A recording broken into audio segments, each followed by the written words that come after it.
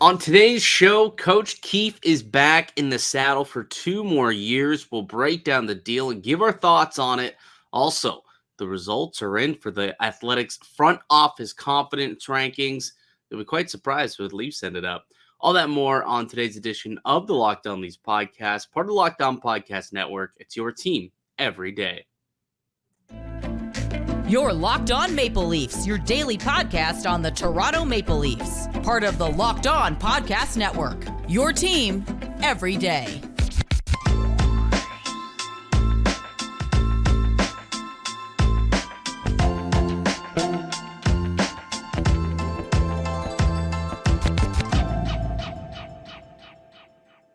Hello and welcome into the Locked On Leafs podcast, a daily Maple Leaf-centric podcast hosted by myself, Mike DiStefano, and my co-host, Dave Morassutti. This episode is brought to you by the FanDuel Sportsbook. It's the official sportsbook of the Locked On family. Make every moment more. Visit FanDuel.com/LockedOn today to get started.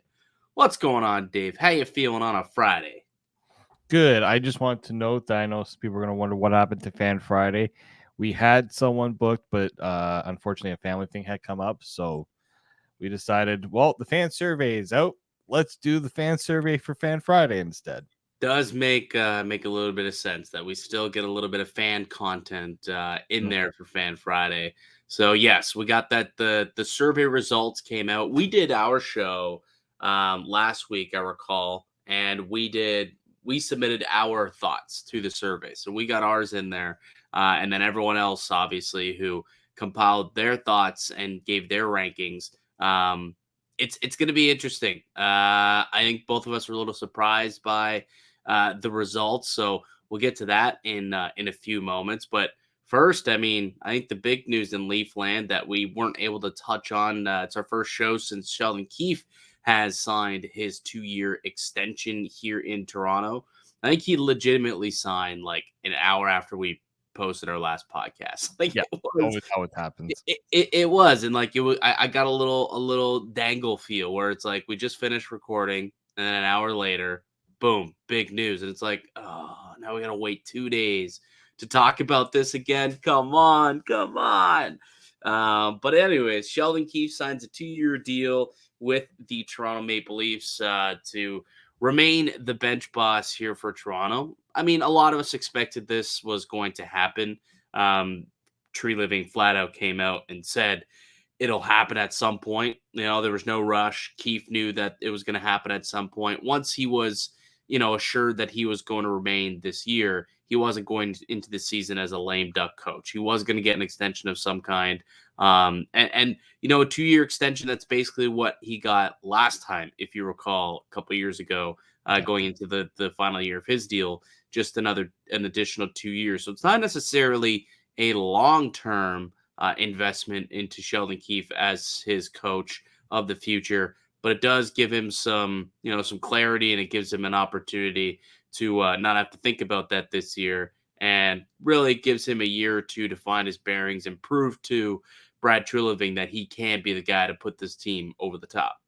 Yeah, and like we just by looking at what I've seen from contracts and coaches signings, like 2 years kind of seems like the norm. Like there aren't many teams handing out 5, 6, 7-year deals like the Leafs initially did with Babcock.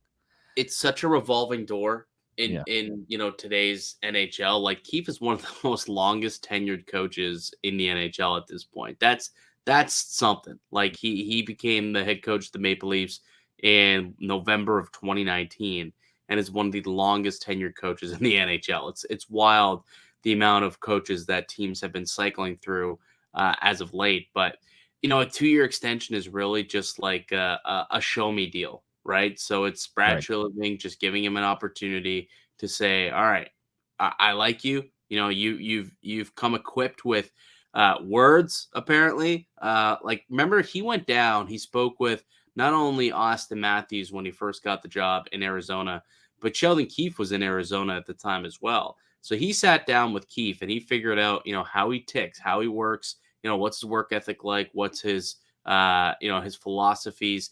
And he came away impressed, is basically what he had even said himself, Brad Treliving. So A quick quote from the press release that was sent out after the signing was Treliving said he had been very impressed with Keefe since joining the team in May. He has shown great leadership skills with his staff and our players and has a clear vision for this team and where it needs to go, Treliving added. Sheldon has established himself as one of the top coaches in the league, and I look forward to working alongside him as we head into the upcoming season. So, he's pretty excited to get him, and I've heard through the grapevine that he was very impressed, and that when they went and met for the first time in Arizona, he was very impressed with how detailed and meticulous Sheldon Keefe is, and he does believe at the bottom of his heart that Sheldon could be a good coach in this league and a good coach for his team. So it'll be interesting to see how things kind of play out.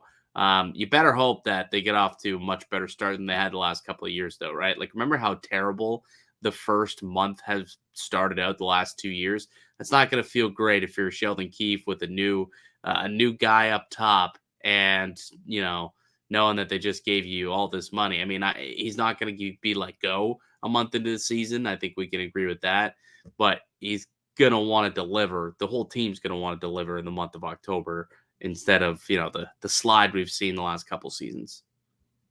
Yeah, I mean, with this whole idea to let Sheldon Keefe go, and we kind of discussed it too about maybe it might be the time to do it, and then you try to think of when you're moving off from a coach, you have to think that there's got to be someone better to replace him with. You're not just getting rid of a coach to get rid of a coach, and the same is going to go for in the season too, right? Because I think sometimes Sheldon Keefe gets put in the blame too much for how the players play, right? I think now some more people are maybe starting to realize that maybe it's not all the coach, and maybe the players should take a little bit of accountability for how things go, right? Well, I think people understand that it's not the coach. I think people get that, but as a general manager, you only have a couple of bullets in the chamber to get a team going, and unfortunately, you can't trade away the whole team. And one of the easier moves to make is the coach. Like, often when a coach gets fired, there's sometimes it's not even his fault. Like, he's doing everything he can to prepare the team. The team's just not executing, and that shouldn't necessarily be the coach's fault. But unfortunately, they typically have to fall on the sword. Right. And that would have been the case here for Sheldon Keefe, I think, if he would have been fired. Like, I think Keefe is a really good coach. I do. I think that he has his group well prepared. I think that when it comes to being able to adapt to in-game situations, he's usually pretty good at that. We saw him finally win a playoff round, and I don't necessarily know if he outcoached John Cooper, but he certainly was up to par with John Cooper throughout that playoff series against the Tampa Bay Lightning. So I think that he proved enough this year that he's deserving to be given another shot, at least for another year or two. That's exactly what a 2-year extension does for a coach. Yeah, and look, when it comes to his extension, if people think that he's locked in completely, I don't think so. Like, I do think that at some point results have to be shown. The first round, getting out of the first round, as tough as it was at least justification that they're trending in the right direction. The Florida series obviously leaves a bad taste in your mouth, and how things kind of ended there, and the adjustments weren't maybe properly made, and players weren't obviously executing as well. So I think what it shows is that, okay, the bar has been set higher now, right? Can Sheldon Keefe get this team to raise the bar of play? I think that's where his main job is going to have to be, and it's not going to be easy, because I think there's going to be some challenges, going to be some tinkering have to be done here, but that's what they're paying him for, right? Coaches have to find a way to adapt. They got to find ways to get better, and again, his success and failure will be determined by the playoffs. I don't see this team going on. The tough part about last year was, remember that stretch they had where they just got awful, right? And that was the time people were calling for Sheldon Keefe's. Yeah, that was the one I was talking about in October. Yeah. Like, they went on that California road trip, and they just got absolutely dummied by all of those California teams. And it's that close to thinking that Sheldon Keefe was losing his job. But then what happened was the team started playing better because That's what the issue was. The issue wasn't really the coach's problem. No. The issue was the players weren't playing well. And my thing with Sheldon Keefe is, and I don't know if he's going to be able to do this, but when he tried to make the stars accountable, he walked it back. And that was our big issue with him. Agreed.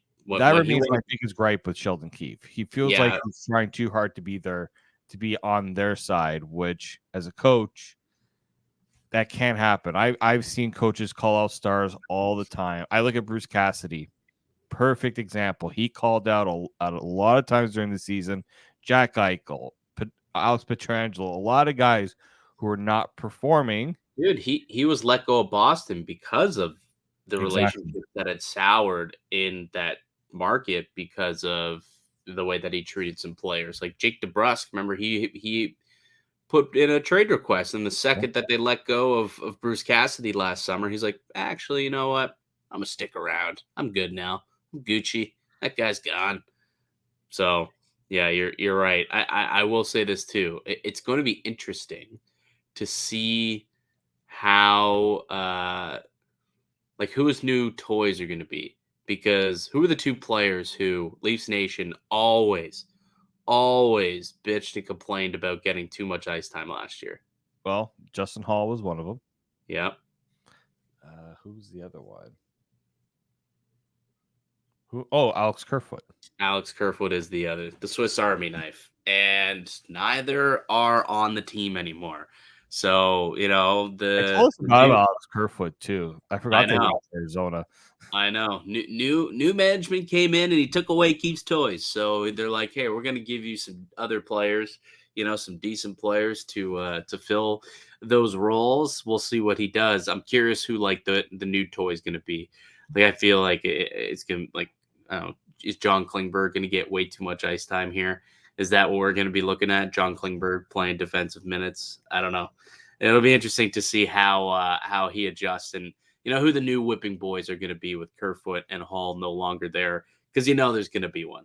There's going to be a couple. It's Toronto. It always happens. It's probably going to be David Camp, if we're going to be honest here. David Camp is probably going to be playing more because Sheldon Keefe's going to trust to play him more, and he's probably going to be playing more than he should.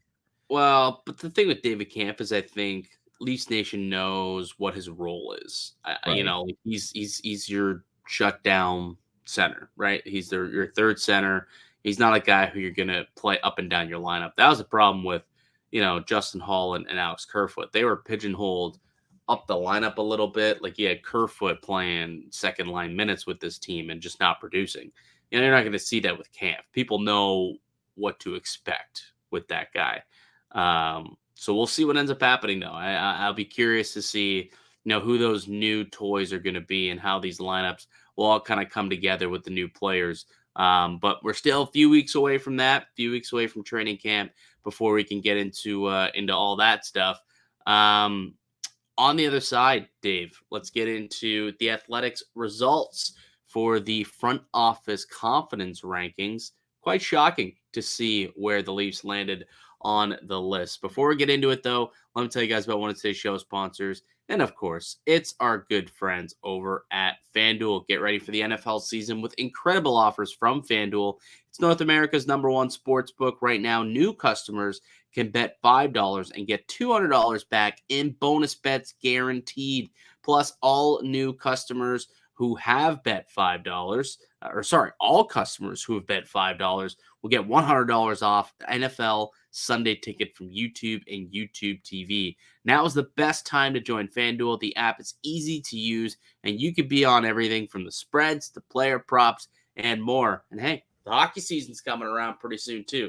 You'll be able to place wagers on the NHL as well. So visit FanDuel.com/lockedon and kick off the NFL season with an offer you won't want to miss. FanDuel, the official partner of the NFL and the Locked On Network. Welcome back into the Locked On Leafs podcast. I'm Mike DiStefano. Got Dave Morassutti here with me. We are a daily Maple Leaf-centric podcast.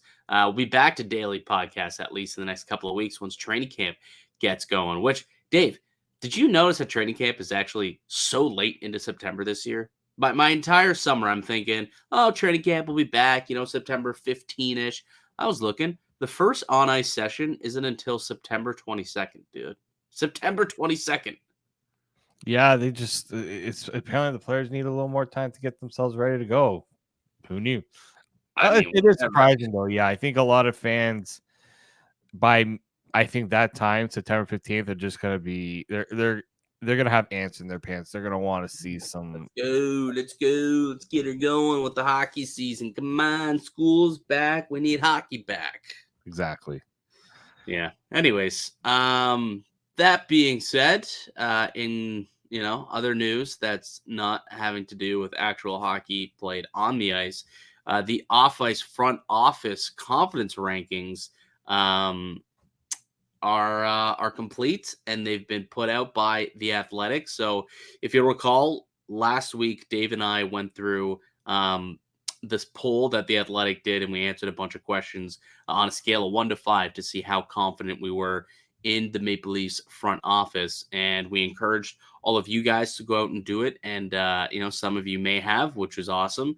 I think the Leafs typically do get a lot of people giving feedback, or the Athletic gets a lot of people giving feedback in these polls. And the Maple Leafs, surprisingly, or unsurprisingly, I guess, I don't know, depends how you look at it. I was kind of surprised that they ranked very, very low, 27th by the Athletic, the 27th most confident team or front office according to the fan base. So not very confident, I guess, is how people feel about this front office. Are you kind of surprised that that was the case, given that the front office here is very, very new? Yeah, I mean, I will say I was surprised about how low things were.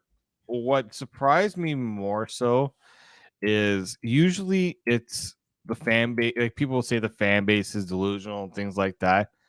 It was the fan base that gave the Leafs a worse grade than what the public did. And that's what surprised me in a way.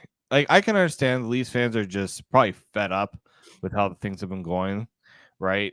And some of that frustration does come through. And look at how this offseason went, why the Leafs were in the headlines, especially at the end of May, early June. I can understand that, but when you see just how different, I mean, I wouldn't say it was like totally different in terms of, you know, the public and the fan base reaction. I'll pull that up right now so I can show everyone just on YouTube just how different, like the graphic that shows just how different. There we go. Pull that up. There we go. So like the Leafs got a D plus. The public pretty much gave the Leafs C's except for the one D plus in cap management. The funny thing is the fan base thinks that the Leafs have better cap management than the public does. But And I agree more so with the fan base than the public. I mean, everyone just looks at the core four and how the Leafs are always in cap problems. Well, they kind of have navigated that fairly well. And I think a lot of people look at the Leafs cap management and believe in Brandon Pridham, who is a Kyle Dubas holdover, and believe that they know how to work the cap pretty well, as good as anybody. So it makes sense that the fan base, who knows what's going on, is more in tune with how things work here in Toronto, would see it, as a more positively, I guess, than the general public. So that makes sense to me. yeah, and I look at and you know what, the one thing too here is you look down at the comments. They put in some of the, I guess, the fan comments here. My confidence in the front office decreased significantly with the way it handled the Dubas situation and its subsequent handling of the summer's free agency period. It will need to do a lot to regain the high level of confidence I had in years prior. Right. I think and then I'll read the second one here. It feels like the confidence in the team's decision-making process is at an all-time low. Going from a front office that had a consistent, understandable process to one that seems more disjointed and unpredictable so far is scary and unfamiliar.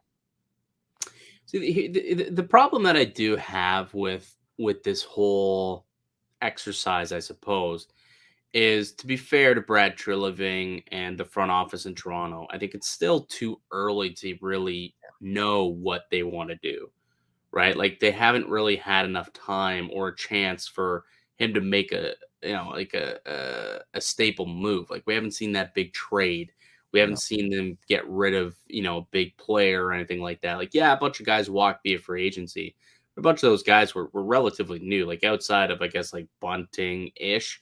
No core players left via free agency, like Alex Kerfoot was one of those kind of players, I suppose, if you really want to put him into that category, or Justin Hall, which most people were happy to see those guys leave.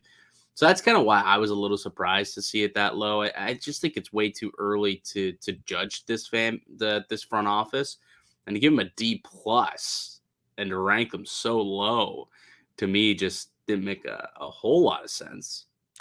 I think I think it's the unknown that worries Leafs fans right now. I think that's what it is. Like, I think it's unfair to fully criticize Brad Treliving. If you want to criticize Brendan Shanahan, by all means. I think, we've shown our, how we felt about the way Brendan Shanahan kind of handled certain things, Yeah. right? I think that would be fair, but to put it on Brad Treliving would be really tough, right? I think maybe this is just the front office as a whole. And so when you're looking at drafting and developing and you give them a D plus, well, that was Kyle Dubas that you're really giving the D plus to, because he's the one that put the plan together for the Leafs draft and developing, right? So if you're saying that, you're very unsure with Kyle Dubas leaving and Brad Treliving can't coming into place, well, the D plus speaks more to Kyle Dubas than it does to Brad Treliving, in my opinion. Yeah, I think you're right. And it is interesting too how, again, the fan base much more harsher on the draft and developing. The fan base giving them a D plus rating on average. 29th is where they ranked, and the public giving them a C, not an overly great mark, obviously a C. Ranks 21st, but it's still kind of interesting to see that the public perception on the Leafs being able to draft and develop some players is a little bit better than the fan base, who probably just looks and says we keep trading away our draft picks, and guys aren't panning out the way that they wanted them to. Like Nick Robertson, there was a lot of promise, nothing really happened.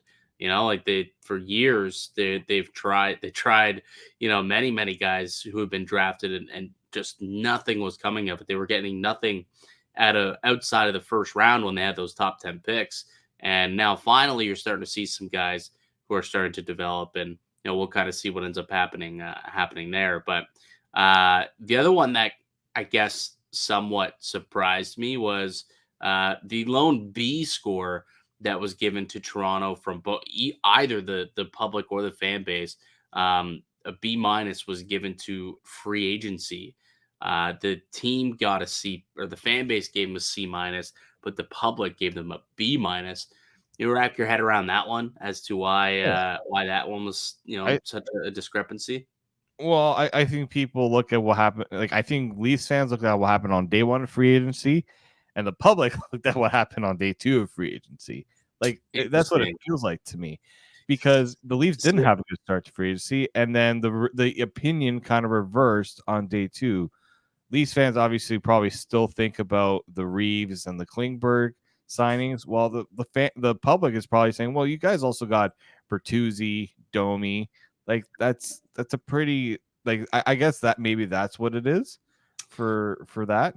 See, I almost wonder how much of the free agency one was like looking at their history, Right. where John Tavares' name is thrown into that, and is a big part of why the fan base looks at free agency in the past and hasn't been big fans, because that has been a widely criticized deal that was made in free agency, and they haven't really brought in, outside of this year, I guess, with Bertuzzi, they haven't been able to bring in a lot of guys, but they've let a lot of guys walk, which is also part of the free agent process, right? So I think that is why, like, the fan base is jaded from the history of what's gone on in free agency, as opposed to focusing on this year's free agent period in a vacuum, where maybe the public did, whereas the fan base was looking at the history of the last like 5 to 7 years of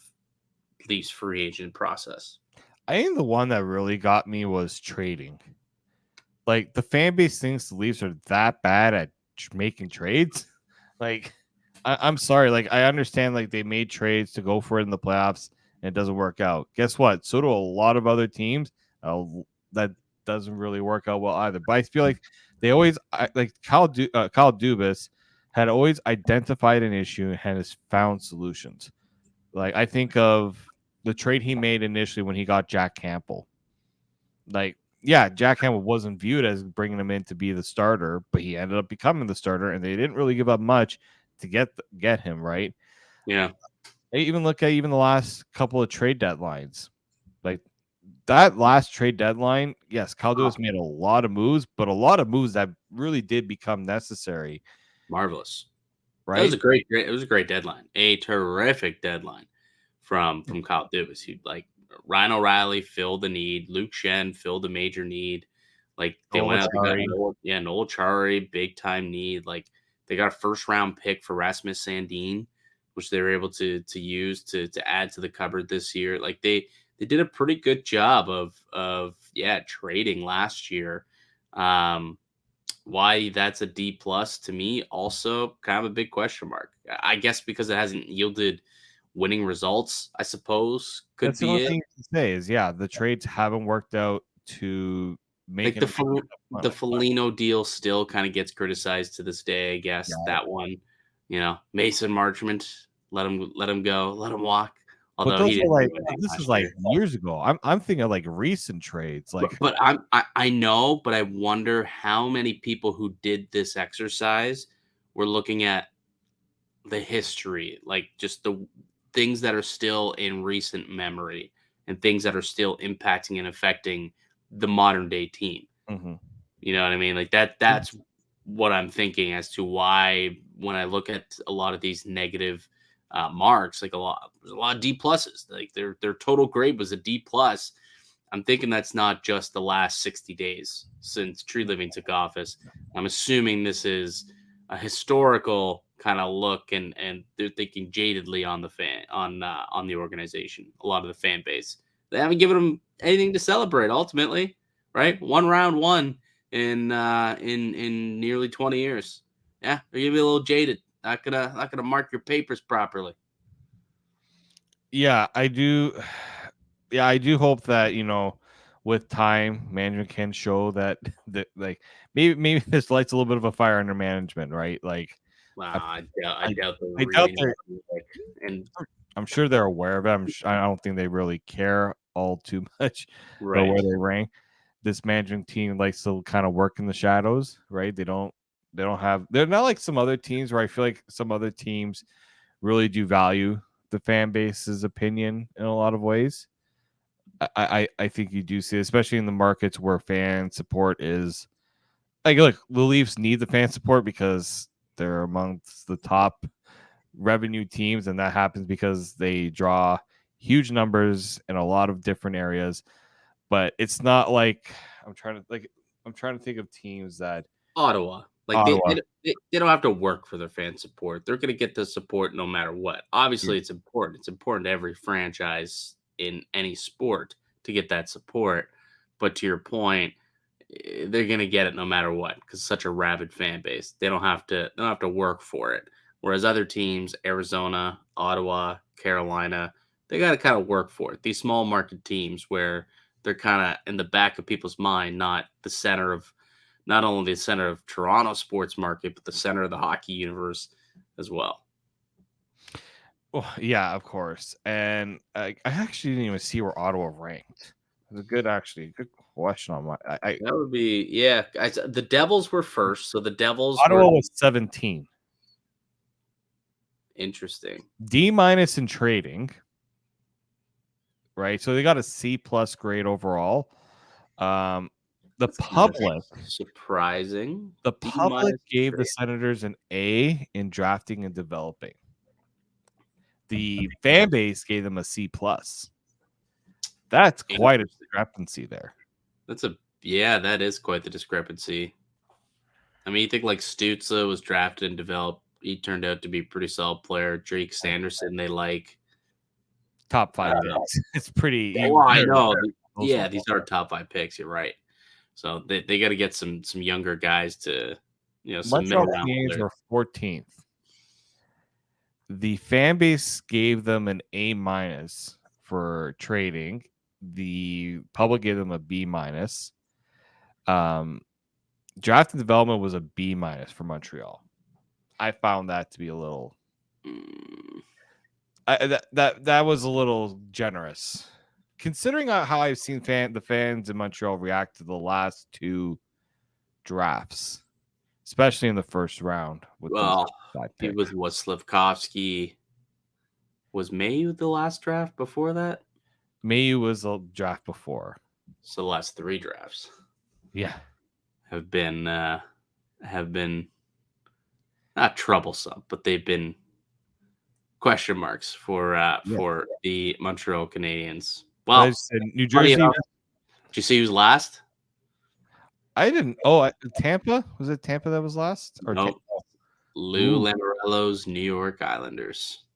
Actually, that's I would probably agree with that one. Again, I love my man Pierre Engvall, but making him part of your core, giving him a 7-year deal is very questionable. And I would also think maybe it's time for us to take a little responsibility off of Lou's hands if he's making some senile choices like that. Yep. Making that guy part of your core for the next 7 years. Calgary was 31, just to give people an idea. Calgary's 31. Yeah, Vancouver was 30. Yeah, a lot of question marks there with how they're operating as well. San Jose 29. Yeah, they stink. Winnipeg 28. A lot of question marks there as well. And then it's the Leafs. So those are the teams that are below the Leafs. You see, but there must be a massive gap, though, because I see all those teams, and it's like, okay, it makes sense for those teams to be that low because there are massive question marks for which direction teams. We should also admit and add that this survey was done prior to the Matthews contracts getting signed. Right. Yes. So I wonder how different people would feel about this front office after getting that deal signed. Like, okay, YouTube comments to our Matthews signing, I'd say it's about a 50-50. Yeah, fair enough. So I do wonder how differently, I guess, this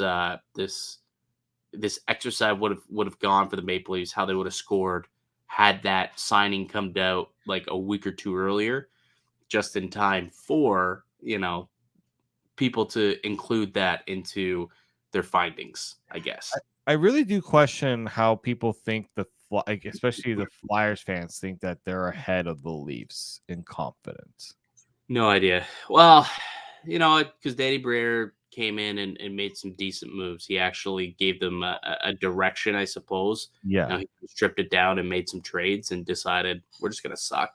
And I think people appreciate that. At least you know where you stand, as opposed to some teams who are just kind of beating around a bush like Vancouver is, where the fan base wants them to implode and just suck. And they're like, no, we're going to keep trying to make the playoffs and finish on the outside looking in every year. Right. And that's going to leave a very jagged fan base. So it makes sense for them to be so low. And then Calgary, Winnipeg, no idea what's happening with them and their players, the front office there. How is Arizona 16, by the way? Just wanted to bring that up. Yeah, that's a joke. Arizona should be very, very low. That's a team that's not trying to play on a college campus, Dave. They play on a college campus. So you're confident with this front office? You're more worried about acquiring players that don't play in the NHL and they're never going to play in the NHL again than they are actually of icing their own team. Dog, they got locked out of their arena because they don't pay bills. You have confidence in these people? Oh my goodness! Yeah. So I'll give you guys the top 5 as well. Mike said New Jersey was 1. I'll go from bottom now. We got Colorado, who was last year they were first. They have dropped down to 5. Ooh.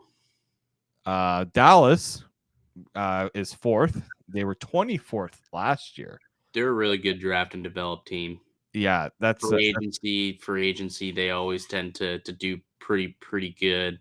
That makes some sense there. The Tampa Bay Lightning are 3rd. They were 2nd last year. Yeah, I don't think any team can ring the bell when it comes to drafting and developing quite like the Tampa Bay Lightning, who just seem to always be able to fill guys in, guys like Braden Point, third rounders becoming superstars for them. The Carolina Hurricanes were second. Yeah, another team that can really draft and develop. Good cap management. They've made some really shrewd trades over the last few years, and people really like the vision there. So that makes a lot of sense too. I'll say the biggest change from last year, it's what a difference a year can make. The Vegas Golden Knights were 31st last year, right down at the bottom. They missed out on the playoffs. Missed out on the playoffs a year ago. And they're 6th. Dude, just goes to show, man, like winning heals all. Yep. And that's a passionate fan base. Oh yeah.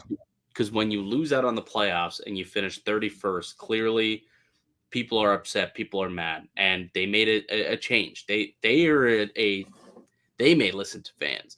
They made a change at coach, and they brought in Bruce Cassidy, and he ends up bringing them to a championship. They win the whole darn thing, win a Stanley Cup, and go from 31st most confidence to 6th.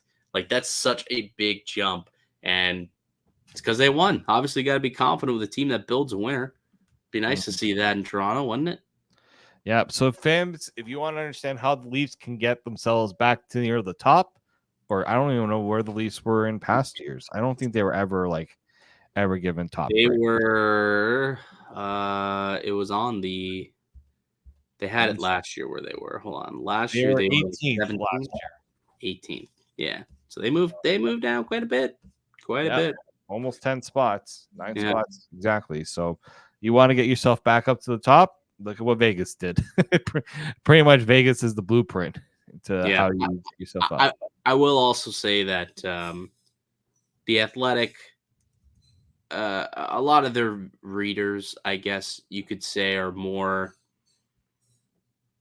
Some of them. I don't want to generalize it, but like there's certain niche readers with the Athletic, and a lot of them would be considered analytically driven, I suppose, which is why a lot of them would have been fans of Kyle Dubas, which is why moving on from him makes such a big change in confidence, I suppose, as opposed to last year, very confident in the team and with Kyle Dubas in the vision. When you make a change and you start bringing in guys like Ryan Reeves, John Klingberg, who aren't their hero charts, their advanced analytics are not so great. That's probably why your people from the Athletic are going to be a little more down on Toronto than maybe the general public would be. So that's also something to keep in mind too, right? When you're kind of breaking this stuff down. Yeah. All right, buddy. Good stuff. Anything else you wanna bring up quickly before we jet out of here for the day? No, because we're gonna have a lot of time in the next few weeks to start getting ourselves primed for training camp. Now that September is here. Yes, September is here. Training camp kicking off in 21 days, 3 weeks till training camp starts. First game will be on the 24th. We're excited, man. Excited for things to get rolling, get going. You and I will most certainly be getting ready to rock. We'll be getting some people on the podcast. I've already shot out some feelers to, some people around, the Toronto hockey sphere. So we'll see if we can get some guests lined up for the next couple of weeks as well. Should be really fun. So make sure that you're subscribed to the show wherever you get your podcasts, also up on YouTube, and to hit the notification bell so you know when we do drop new episodes daily on YouTube, because I believe those daily shows are coming starting next week or the week after. Every Monday through Friday, we'll be here providing you the up-to-date Leafs analysis of what is going on in Leafland. But that'll do it for us here today on the podcast. I'd like to thank you all for listening and supporting the show. You can subscribe to the Locked On Leafs podcast on all podcasts and platforms, also up on YouTube. Receive daily Leafs content. Follow myself on X, formerly known as Twitter, at Mickey_Canuck. Follow Dave at D_Morassutti. Follow the show as well at Locked On Leafs. We'll be back with another episode for y'all on Monday or Tuesday. Monday's a holiday, so it may get pushed to Tuesday. We'll see. Monday or Tuesday, we'll be back with you.